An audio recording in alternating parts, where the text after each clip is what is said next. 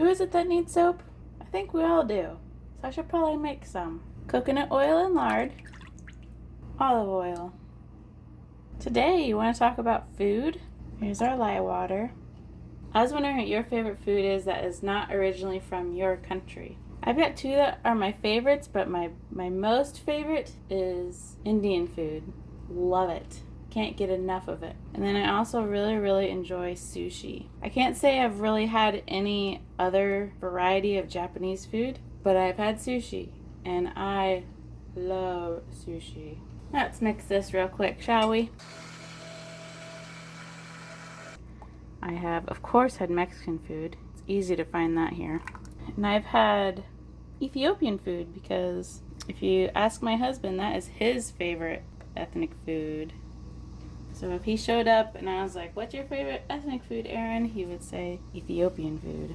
The injera bread. It's good stuff. The fragrance I'm using is brown sugar and fig again. I've got a brown mica.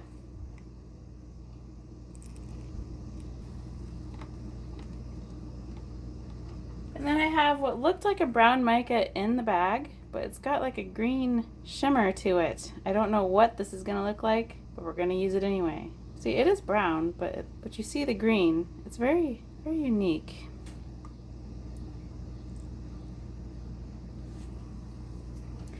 I like a huge variety of food, though. I'm really not a picky person, which is funny because pretty much my entire childhood, I was so picky. Like, all I would eat was ravioli and SpaghettiOs, and I ate bologna sandwiches, and I ate meats. I loved meat and cheese and bread. But somehow I grew out of that. I don't know how. I'm so thankful because it's embarrassing to be picky, you know? Like if you show up at someone's house and they've got dinner ready and it's something you don't like. I don't have that problem, and I'm so thankful. It's very freeing to just eat whatever is in front of you. I'm supposed to start with the lightest color, and I didn't. When it comes to food that I can say I do not like, I do not like raw celery. I have tried to like it. When celery is cooked, you can't even taste it. So sure, cook the celery and put it in some soup. It's delicious because it doesn't taste like anything. I know the celery is good for you. It's so strong and weird. What is your least favorite food? And if you want to add in what your favorite food is, like in general, go for it. Okay, let's add my fragrance in there. So interesting that fragrance oil is like white. I'm supposed to start with the lightest color and I didn't again. Is it called ethnic food when it's just from another country besides yours? Like, is American food ethnic to other countries? Okay, I'm doing something a little bit different. I made a makeshift separators or dividers out of a old cutting board. We'll see how it goes. It's definitely not perfect, and I really don't care if, like, oh my goodness, Aaron's home. I'll be right back. Okay, I'm back. This will be an experiment, which experimenting can be fun if it is safe and legal. Ah! My experiment! The soap is too heavy and the plastic is too light. Good to know. Okay, holding it works. Ah!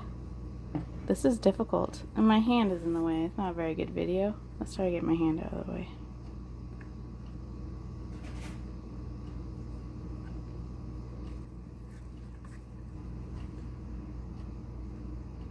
Hi, Aaron. Hi, Sean. Can I ask you a question? Yes. What is your favorite food not made in the USA? Ethiopian food. And what is your least favorite food in general? Probably Mexican food. And I have Mexican friends and I love Mexico. It has nothing to do with Mexico. When I was in Texas, we had Mexican food every day, like 3 times a day, every day in Texas. And it wasn't even real Mexican food, it was Tex-Mex. So maybe Tex-Mex you don't like. Yeah, but that's usually what Americans think of when they think Mexican food, is they think Tex-Mex. Is that chocolate syrup? No, it's soap. It's brown soap. With a vanilla pudding in the middle? Or banana pudding? Kind of looks like it, doesn't it? What did you use for your divider? This is a cutting board. I don't know what to do right now because I'm... Just put it on the table. Well, I need to scrape it. You need me to hold it? Will you hold one just over the mold like that so I can scrape one? I didn't think this part through. Next time I will put all the soap in and then just take it out and not wreck the top like I just did. I'm almost done here. I'm not rushing you. I can never figure out when you're going to come home anymore. All the 10-hour shifts I thought we were going to be working, those became optional now. You going to play some music? Do Detour Ahead. That's a good one. Okay.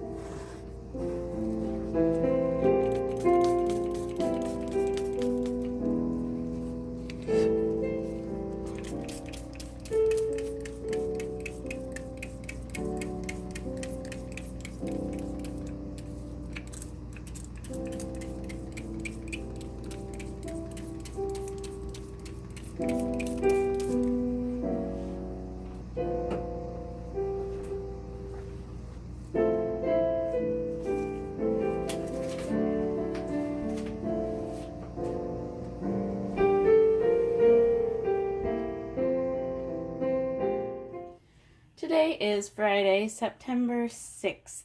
I made this on Wednesday. Nice.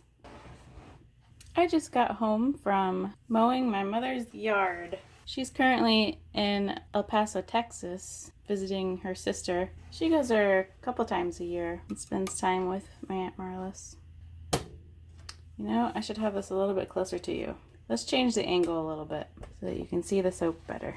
There. Oh, there's like a flower vase in the middle. Interesting. I was very curious what this is going to look like since when I poured it, it didn't quite turn out the way I anticipated. My husband starts school next week. The way the apprenticeship works is you have school for 1 week and then you work for 1 month and then back in school for a week. During that time when you're working, though, you're also doing homework, so it's kind of a difficult time for Aaron to be working 8 to 10 hours a day and then coming home to do homework. That's not fun. You want to come home to relax, right?